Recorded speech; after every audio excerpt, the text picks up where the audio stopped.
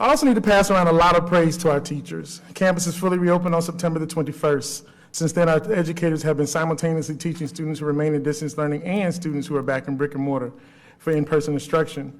Our most recent numbers indicate that roughly 36% of students are on our campuses, while 64% remain in distance learning.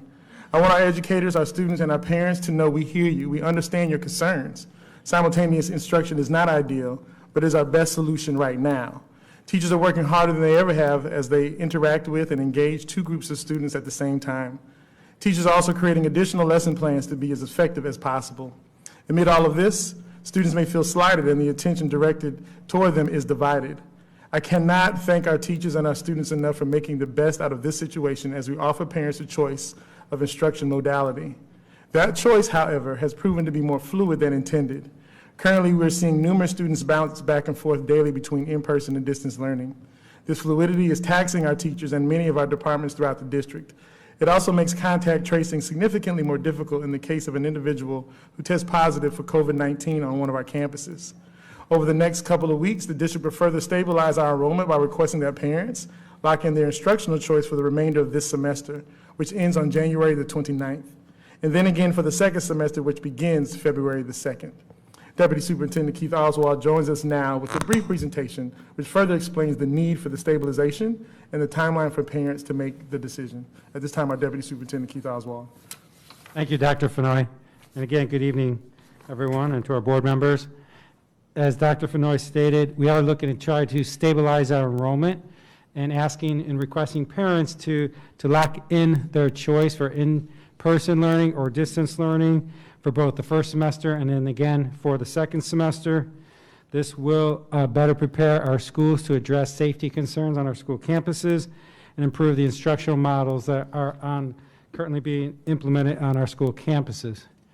Going a little bit deeper, the dates that we'll go through again that Dr. Fenoy outlined does create a good timeline for parents to finalize their decision.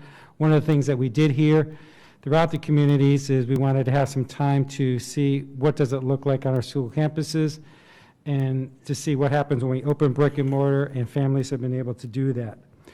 Also, as Mr. Burke and as outlined by our legislative workshop, we want to work with our schools to finalize staffing allocations.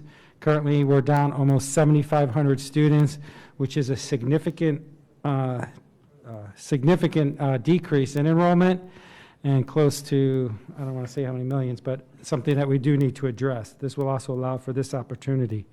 Also, we've heard a lot about simultaneous teaching, as well as potential opportunity for additional remote work.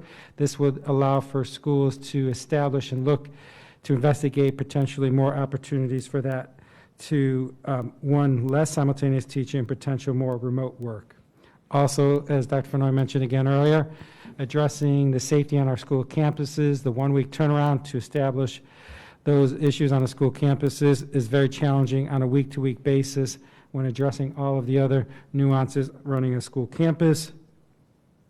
Then also looking at other potential instructional models that can better support our students as we go through this new normal.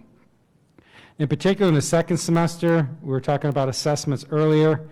There's a lot of assessments that occur on our school campuses, and as we work with the state to see what kind of guidelines they provide us for students who have chosen distance learning, we know that in some situations students are going to have to come onto our campuses to take these, whether they're state tests or potential accelerated tests.